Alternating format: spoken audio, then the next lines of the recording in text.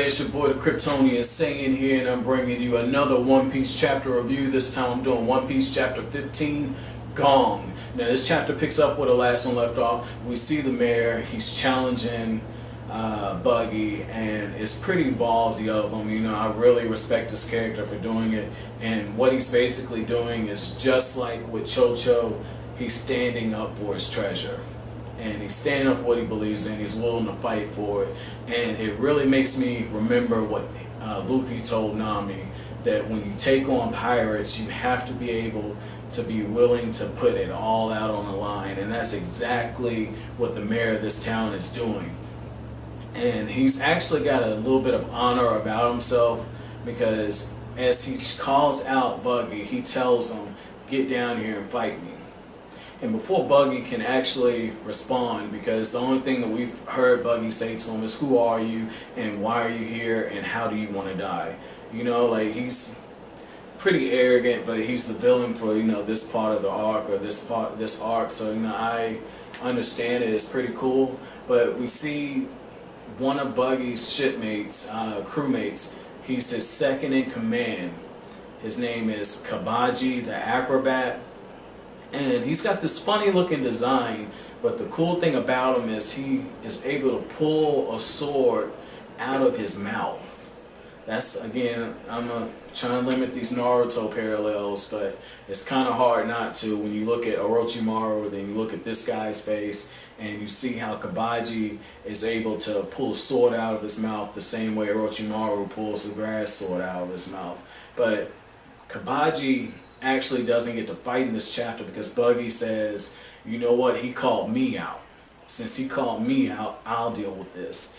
And what Buggy does is Buggy ignores the mayor's request to come down and face him on a level playing field. Buggy's got the cannon, and instead of using it, what Buggy does is Buggy basically taunts him and says, "Who are you to tell me to come face you? Do you not know who I am?" And it's a little bit ironic, because he's talking like that to the mayor of the town that he is basically a visitor in, even though he is a visitor who basically took over the town. It's still kind of funny. He's saying, "Who are you to challenge me?" And it's just like, dude, you're talking to the mayor. But the cool thing is, it's like Buggy, I thought his power was like some invisible way to lift up the person by the neck. He actually shoots his hand out and he grabs him by the neck, and he's basically telling him, like, "You say it again." And this is after the mayor has been wounded by a shot and everything. And the mayor, his will, his desire, his will is burning that strongly that he's just like, "I'm not going to back down. I can't die until I get revenge." And that's when Luffy shows up, and Luffy rips Buggy's hand off and throws it back at him. And he was like, "I told you I was going to clobber you." And the mayor is coughing, trying to catch his breath. Nami and Zoro have caught up.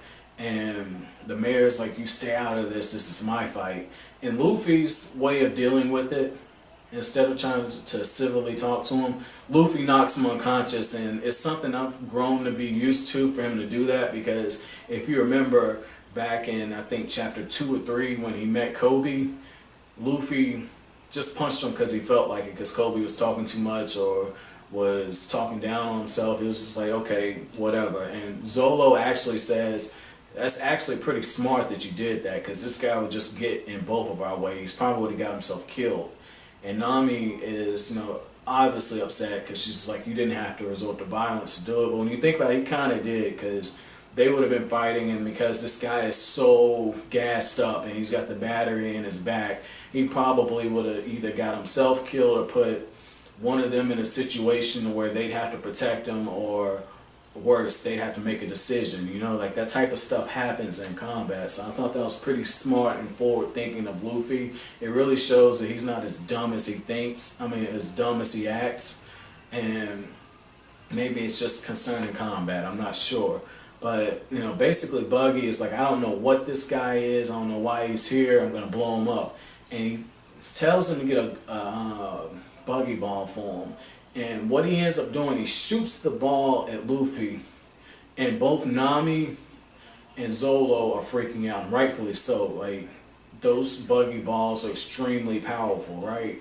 But this is the thing. I guess Zolo's like, I'll trust you when you're in a cage and we're on the same page and all this other stuff, but I'm not trusting you right now. That shit can fucking kill us. And what Luffy does, he uses another Gum Gum attack. He uses the Gum Gum balloon, and basically he inhales and he stretches his body out so big to where it's not only able to absorb the buggy ball, but he's able to bounce it back, and he ends up destroying the building that Buggy was in and the balcony that he was on. And that's how the chapter ends. And basically Luffy says that should level the playing field now. But my chapter question for each and every one of you is this: what did you think about the mayor standing up for what he believed in? And did you think that Luffy made the right decision to go ahead and just take the mayor out of the fight? But that's it for this chapter. If you liked anything I had to say, make sure you comment, rate, and subscribe. I greatly